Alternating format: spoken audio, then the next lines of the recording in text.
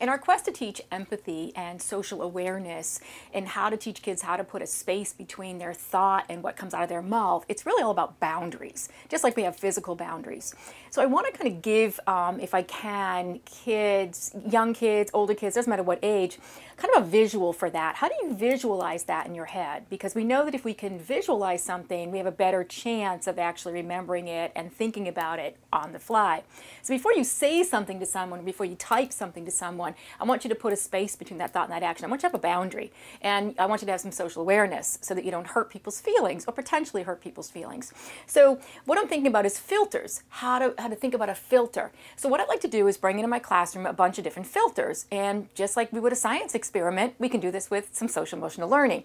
So for example, hey, what if it's a big area, like my whole house? Man, I gotta have a filter this big, okay, because the air is gonna come in the bottom, and it's gonna get filtered in here, and it's going to put the good air out into my house, because I don't want to breathe the yucky air, which is kind of like, you know, name calling or saying something about somebody else or talking about somebody else on social media. If you don't have a filter here, then you're really asking people to breathe some pretty dirty air. Other examples you might have, a smaller example might be your water filter. This is a pretty clean filter right now, so this one can take a lot. So make sure you get a really fresh filter if you're really not sure about what you're talking about and if you're going to say something that potentially is really going to harm somebody else's well-being.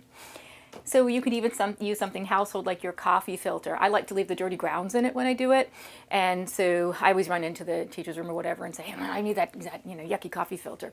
So I take this and I say to the kids, if I pour the water through here, what happens is I get this nice cup of coffee on the bottom, but if I don't pour the water through a filter, this is your thought, your social awareness filter. If I don't think about that, I'm going to end up drinking this, which is yuck, just yuck. Anybody want to start chewing on that in your coffee cup?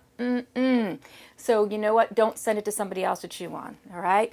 So that's how we can kind of teach that. And then you could even use a food example. You know, I always say, listen, I got this thought in my mind. I got this thought in my mind, and I'm going to say this, all right? But I got to think about it first before I say it or type it. So I might put a little, you know, salami on there, and I might put a little cheese in the middle. And then I discover that, okay, now I'm ready for it to go. But what if that salami and cheese isn't something that's someone else isn't going to like? I might think it's okay, but it doesn't taste good to them. And that's your filter. Because the last thing you want is for another human being to have to bite onto something that's just yucky. Thanks for watching, and I hope you found this video helpful.